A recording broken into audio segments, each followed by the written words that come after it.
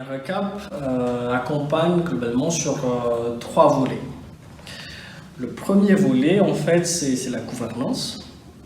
Le deuxième volet, c'est un volet un peu plus opérationnel.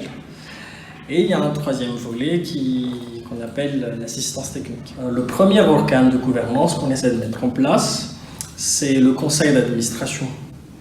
Donc le conseil d'administration, en fait, il va se réunir 3 ou 4 fois dans l'année et prendre des décisions stratégiques, si on veut dire, sur l'entreprise. Recap, en tant qu'actionnaire, va y siéger nécessairement, mais sans toutefois s'immiscer dans la gestion de l'entreprise, parce que c'est souvent une crainte des entrepreneurs. À la limite, des décisions sur lesquelles on peut juste être bloquant, c'est vraiment des grandes décisions comme, je ne sais pas, l'entreprise veut créer une nouvelle filiale, l'entreprise veut faire un très gros investissement au-delà d'un montant qui est défini avec le promoteur au préalable d'ailleurs. Et ça, c'est des décisions qui nécessitent quand même un avis positif d'Amiracap. Mais à part ça, l'intérêt pour nous vraiment de faire du minoritaire, c'est justement de travailler avec un promoteur qui maîtrise son métier et qui sait ce qu'il fait. Néanmoins, au-delà de ça, il y a des promoteurs qui sont très ambitieux, qui veulent bien s'entourer. C'est le cas chez Iron, en fait, c'est une entreprise de développement informatique, mais qui a une deuxième activité qui s'appelle Smart Predict. C'est une plateforme d'intelligence artificielle qui a vocation à être déployée en mode SaaS. C'est des métiers un peu complexes sur lesquels il est intéressant d'avoir un avis tiers, en fait, qui connaît le métier. Donc, une fois qu'on a parlé de la gouvernance, il y a un accompagnement, en fait, sur un niveau un peu plus opérationnel.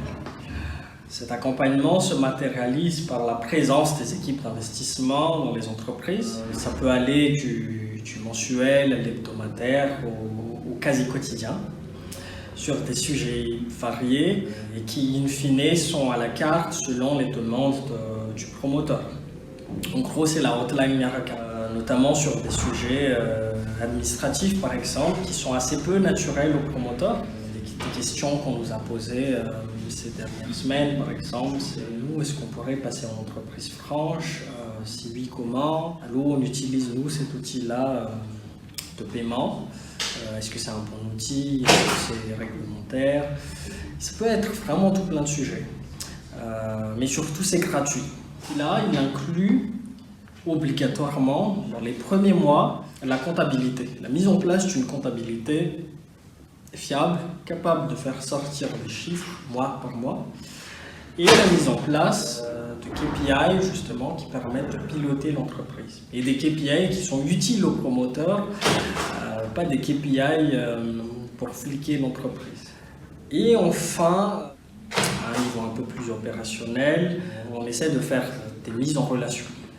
Des mises en relation du promoteur avec les actionnaires de Miracap, déjà, des banques locales, des grandes entreprises locales, et notamment investisseurs et partenaires, notre principal actionnaire qui a un pionnier de l'investissement d'impact en Afrique, qui a maintenant investi dans plus d'une centaine de PME en Afrique. Donc on met en relation avec nos actionnaires, on essaie de mettre en relation avec les autres entreprises de notre portefeuille et de créer de la synergie dans le portefeuille.